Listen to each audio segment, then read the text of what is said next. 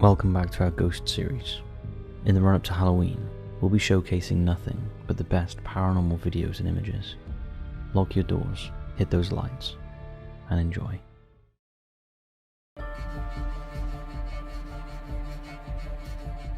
Creepy feet. The Myrtles Plantation in St. Francisville, Louisiana, United States, is often described as one of America's most haunted homes. Built in 1796 by General David Bradford, the plantation has a long and complex history. Bradford fled Pennsylvania after his involvement in the Whiskey Rebellion and established the property as a family home, which he later passed down through generations, during which several deaths, illnesses, and tragedies occurred. One of the most enduring legends associated with the Myrtles involved a woman named Chloe, who is said to have been an enslaved person on the property in the early 19th century. According to popular retellings, Chloe was caught eavesdropping on her master and was punished by having one of her ears cut off. Seeking revenge, she allegedly baked a cake laced with poison intended for the family, but the plan backfired, resulting in the deaths of the wife and children instead. Chloe was supposedly hanged by fellow enslaved people, and her spirit is said to linger at the plantation. This photograph, taken in 1992, allegedly shows the apparition of Chloe. Over the years, visitors and owners of the Myrtles Plantation have reported a variety of paranormal occurrences. These include sightings of ghostly children playing in the halls, the apparition of a woman in a green turban, believed by many to be Chloe, unexplained handprints on mirrors, mysterious footsteps, and a piano that plays on its own. The ghost of William Winter, a later owner who was shot on the front porch in 1871, is said to reenact his death repeatedly. Witnesses claim to hear his footsteps ascending the stairs before stopping abruptly at the 17th step, where he supposedly collapsed and died. Nowadays, the house is a bed and breakfast complex that offers guests a chance to experience the paranormal atmosphere for themselves, and most of the well-known ghost hunting teams have visited the place. So when Brandon and Taryn Hunt booked an overnight stay at the home, they were hoping for some paranormal activity.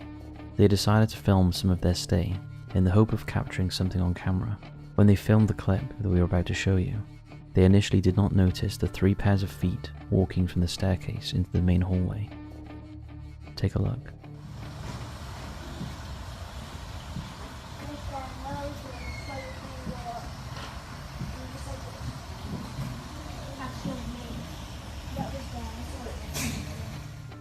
Did you see those ghostly feet? Did they belong to the spirits of the children thought to haunt the house? The clip understandably went viral, with some believing it was fake. However, Brandon claims that it's genuine footage, taken straight from his phone, and given the history of the place, we're inclined to believe him. What do you think?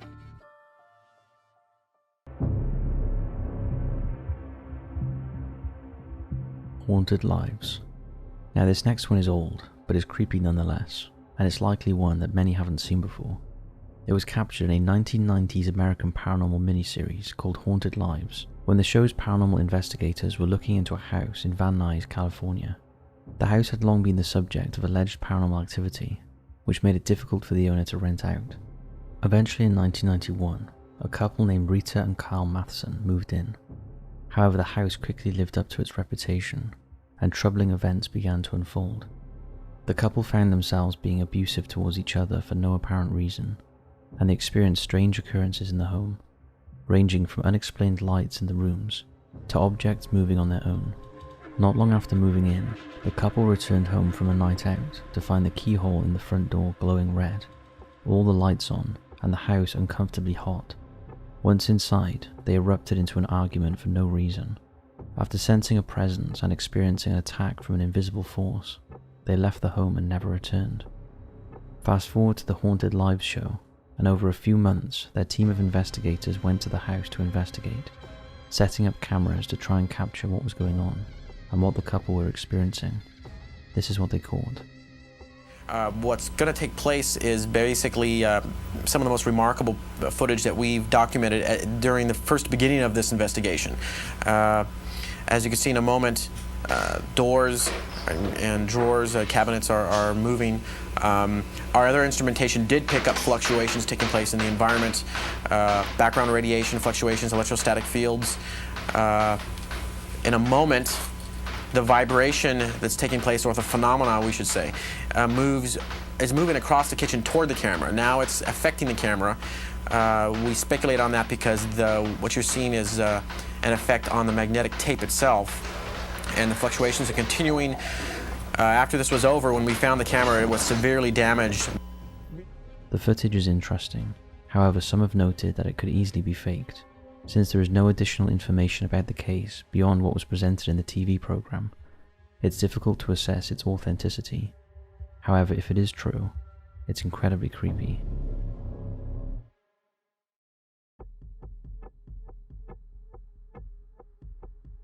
Espanola police station in New Mexico. In 2014, some very interesting footage emerged that even made its way onto the local news channel, Action 7 News. The footage was captured by surveillance cameras at the Espanola police station in New Mexico. While on duty, police officer Carl Ramiro was monitoring the cameras when he noticed something that initially appeared to be a fly or a moth. However, upon closer inspection, he realized that it looked like it had legs. Concerned that it might be an intruder, Ramiro reported the sighting to his supervisors. They confirmed that the area where the image was captured was secure, and that there was no way in or out without triggering an alarm. Take a look.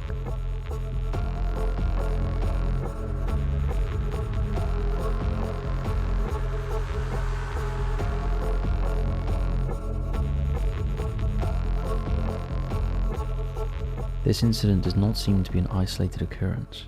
Officers from the station have reported experiencing strange noises, unexplained images appearing in the lobby, and the unsettling sensation of someone breathing on them. While there is nothing about the building itself that indicates any paranormal activity, the surrounding area has a history of several unsolved murders. Now, what makes this situation particularly intriguing is that the police officers have openly expressed their belief that it could be paranormal in nature, and have even agreed to be interviewed about their experiences. What's your thoughts on this one?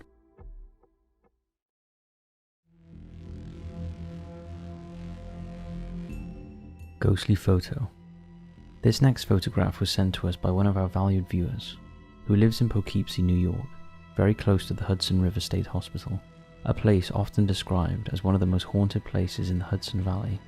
Built in 1871, the hospital was designed by Frederick Clark Withers, following the Kirkbride Plan, an architectural philosophy meant to promote healing through open spaces, natural light and fresh air. However, despite these intentions, the hospital's history became dark and troubled. Overcrowding, understaffing, and reports of mistreatment plagued the facility throughout much of the 20th century. At its height, the hospital housed more than 6,000 patients, many of whom suffered from severe mental illnesses. As time went on, the facility fell into disrepair and eventually closed in 2003. Since then, stories of hauntings have surrounded the abandoned complex. People who have ventured onto the grounds claim to have heard unexplained screams and voices echoing through the old wards. Others report seeing shadowy figures or apparitions that resemble former patients and nurses, often glimpsed in broken windows or dark hallways. Many visitors describe an overwhelming feeling of sadness, unease, or the sensation of being watched. There are also accounts of sudden drops in temperature and the sound of footsteps or old gurneys moving across empty floors. In 2007, a large fire destroyed several of the hospital's buildings, leaving behind just charred ruins. The site is now closed to the public, as it's considered unsafe. But despite this, it continues to attract urban explorers, photographers, and paranormal enthusiasts, who are drawn to its haunting atmosphere and tragic history. While one day, our viewer was walking through the woods near her house, behind the old asylum, and took a few photographs of the colourful fall foliage before continuing on with her walk.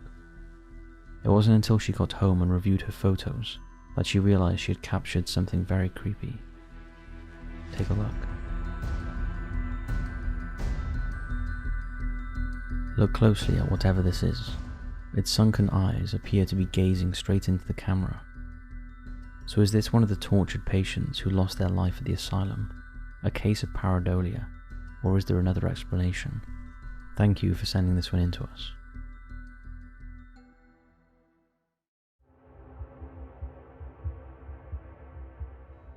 The basement.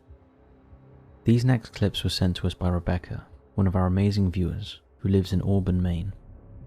She wanted to share a couple of short videos captured by a motion-activated blink camera in the basement of her fixer-upper home. But first we'll start with the background of the house and the basement. Built in 1900, Rebecca and her husband have lived there since 2014. The basement primarily consists of old dirt, but there is one section with a cement floor. In that concrete area, there is a hollow spot that makes a noticeable sound when walked over. The walls are adorned with old charcoal drawings, and metal bars have been installed on the door leading to the outside. Despite all the lights being on, the basement never feels bright. It always seems dim, heavy and lonely. Rebecca experiences a strong sense of sadness and unease whenever she goes down there, although her husband does not share these feelings and is usually the one to go there when something needs to be done. Interestingly, while mice often get into the attic during the cold winter months, mice are never seen in the basement, despite it seeming like they would be easy entry points. Even with traps set up in the basement and cameras installed, no mice have been caught or seen. The upstairs of the house also has its own unusual activity.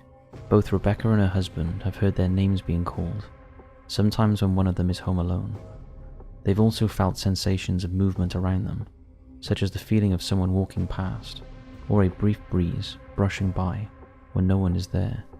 Occasionally it feels as though a cat is brushing up against them or jumping on the bed, but when they look, there is no cat to be found. Rebecca has also seen large orbs, about the size of a basketball, that appear for less than a second before vanishing. While some of the occurrences can be explained, others cannot. Now take a look at two clips recorded in the basement that appear to show a strange presence.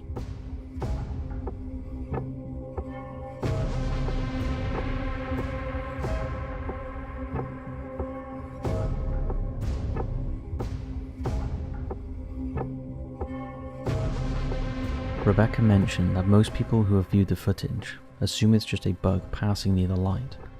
However, they've attempted to debunk this theory and found that it doesn't hold up. The lighting in the basement varies significantly between the old coal chute area and the main open section, which is illuminated by different light sources. As a result, it seems unlikely that a bug could appear so distinctly in both lighting conditions as it does in the videos. So exactly what is lurking in that basement? Rebecca would love to know your thoughts. Thank you for sending this one in. So that's it for this video. Thanks for watching, sleep tight, and I'll see you tomorrow.